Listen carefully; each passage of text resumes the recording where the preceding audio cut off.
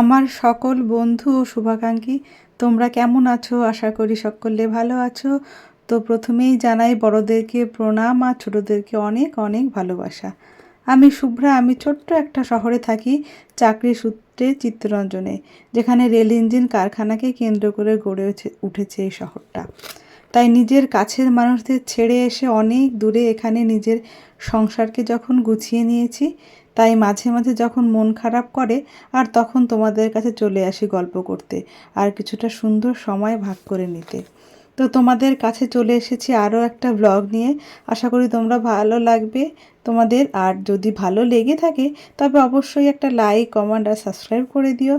আমার শুভাকাঙ্ক্ষী আর বন্ধু হয়ে আমার সাথে থেকো, যাতে এই দীর্ঘ পথটা আমরা সহজেই তোমাদেরকে নিয়ে আমি চলতে পারি। আমার ঘরে ছোট্ট একটা আয়োজন করেছি একটা অনুষ্ঠানের, তো তার জন্য অনুষ্ঠানের আমি সবাই মিলে হাতে হাত লাগিয়ে কাজ করছি। সবাই বলতে আমি আর আমার হাজব্যান্ড, তো দুজনেই।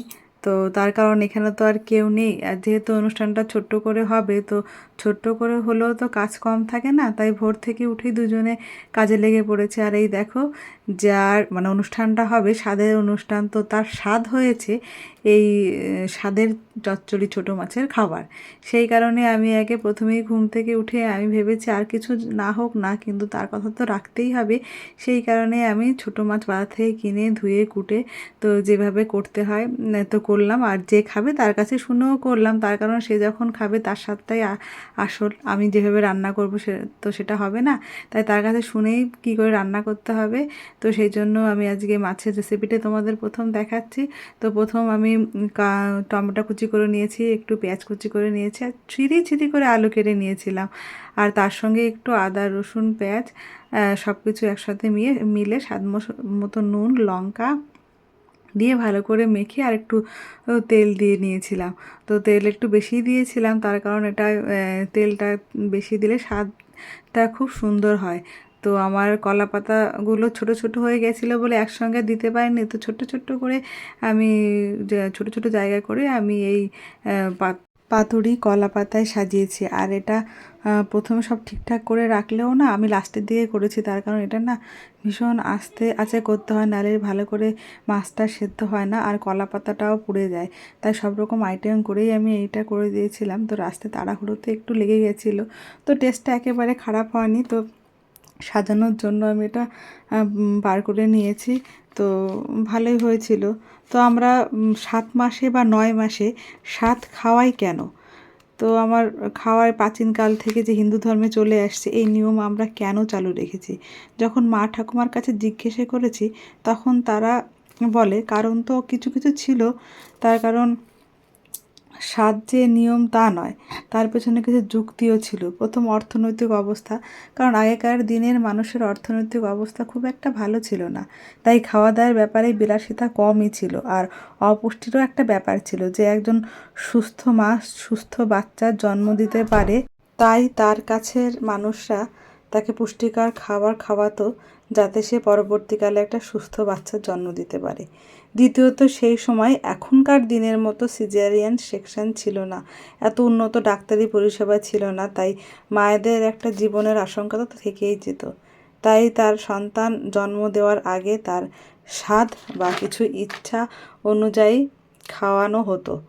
আর আমি সবশেষে বলি, এই অনুষ্ঠানের মধ্য দিয়ে নতুনের আগমন ও সবার আশীর্বাদ ও ভালোবাসা নিয়ে আর অনেক খুশি নিয়ে একটা আনন্দ অনুষ্ঠানের আয়োজন, যার মাধ্যমে নতুনের আগমনের শুভকামনা আর মায়ের একটু আনন্দ দেয়া ও মন ভালো রাখার একটি অনুষ্ঠান, আর কিছু সুন্দর স্মৃতি। কারণ মায়ের সাথে সাথে সময়ের সাথে সাথে সব ভুলে গেলেও এই সুন্দর স্মৃতি মানুষকে চলার পথে বাঁচিয়ে রাখে। সব কিছু একেবারে গুছিয়ে স্নান করে গুছিয়ে তারপরে আমি একদম শাড়ি পরে নিয়েছি, তার কারণ আমাকেই এই স্বাদটা দিতে হবে, মেয়ে মানুষ তো আর নেই। তো সেই কারণে আমি তাড়াতাড়ি করে শাড়ি পরে আমি ডেকোরেশনটা করছি। আর এই ডেকোরেশনের জন্য ফুলের দরকার ছিল, তো আমার একদমই মাথায় ছিল না ফুল আনতে হবে।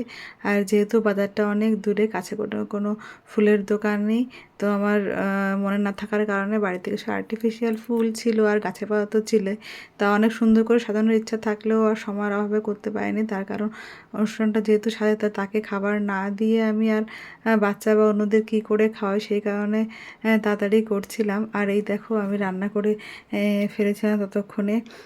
ছিল আমাদের মেনুতে আজকে ছিল এলো স্যালাড, লেবু, নুন, তো 5 রকমের ভাজা, মাছের মাথা দিয়ে মুগের ডাল, লাউয়ের ঘন্ট, কাতলা মাছের ঝোল, মাছের পাতুরি যেটা তোমরা আগেই দেখলে, রেসিপিটা আগেই নামিয়েছি, আর ছিল মাংস, লাস্টে ছিল চাটনি, পাঁপড়, দই, মিষ্টি আর আম। তো সব আমার সাজানো হয়ে গেছে। তো যাকে দেবো সে এখন বসবে। আর যেহেতু বড় করে অনুষ্ঠানটা করিনি, খুব একটা লোক হয়নি, তবুও তো যখন অ্যারেঞ্জমেন্ট করছি তখন তো 10 জনের যেমন ঝামেলা, 15 জনের তেমন ঝামেলা। তো যাই হোক, তো সবাই হাতে হাতে করে ফেলায় অতটা সমস্যা হয়নি। একসঙ্গে সবাই হাতে হাতে কাজ করে ফেলেছি। আর দেখো আমার সাজানো এদিকে প্রায় কমপ্লিট হয়েই গেছে। আর আমার যে বসবে আর সাঙ্গপাঙ্গ সবাইকে বললাম যে তাড়াতাড়ি আয়, অনেক বেলা হয়ে গেল, প্রায় 2টো বেজে গেছিলো, 2টোর বেশিই বেজে গেছিলো। আর এটা নাকি আরও মানে 12টার মধ্যে দিতে হয়, কিন্তু আমার সেটা সম্ভব হয়নি একা একা করে। তো ওকে ডাকলাম, তো এসে বসলো।